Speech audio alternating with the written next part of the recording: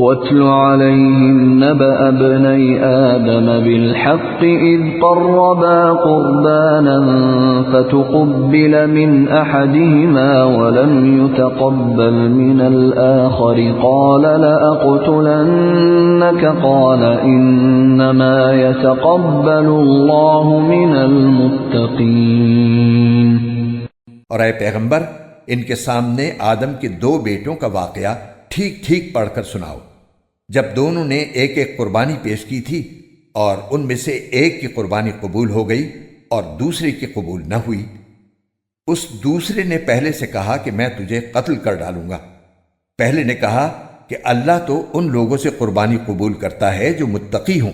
لئن بسطت إلي يدك لتقتلني ما أنا بباسط يدي إليك لأقتلك إني أخاف الله رب العالمين۔ اگر تم نے مجھے قتل کرنے کو اپنا ہاتھ بڑھایا تب بھی میں تمہیں قتل کرنے کو اپنا ہاتھ نہیں بڑھاؤں گا، میں تو اللہ رب العالمین سے ڈرتا ہوں۔ إني أريد أن تبوء بإثمي وإثمك فتكون من أصحاب النار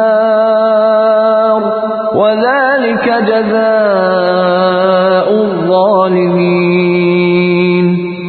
میں تو یہ چاہتا ہوں کہ انجام کار تم اپنے اور میرے دونوں کے گناہ میں پکڑے جاؤ اور دوزخیوں میں شامل ہو، اور یہی ظالموں کی سزا ہے۔ فطوعت له نفسه قتل أخيه فقتله فأصبح من الخاسرين۔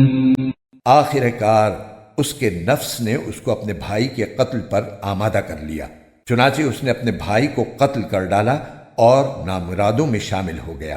فبعث الله غرابا يبحث في الأرض ليريه كيف يواري سوءة أخيه قال يا ويلتى أعجزت أن أكون مثل هذا الغراب فأواري سوءة أخي فأصبح من النادمين۔ پھر اللہ نے ایک کوا بھیجا جو زمین کھودنے لگا تاکہ اسے دکھائے کہ وہ اپنے بھائی کی لاش کیسے چھپائے۔ یہ دیکھ کر وہ بولا، ہائے افسوس، کیا میں اس کوے جیسا بھی نہ ہو سکا کہ اپنے بھائی کی لاش چھپا دیتا۔ اس طرح بعد میں وہ بڑا شرمندہ ہوا۔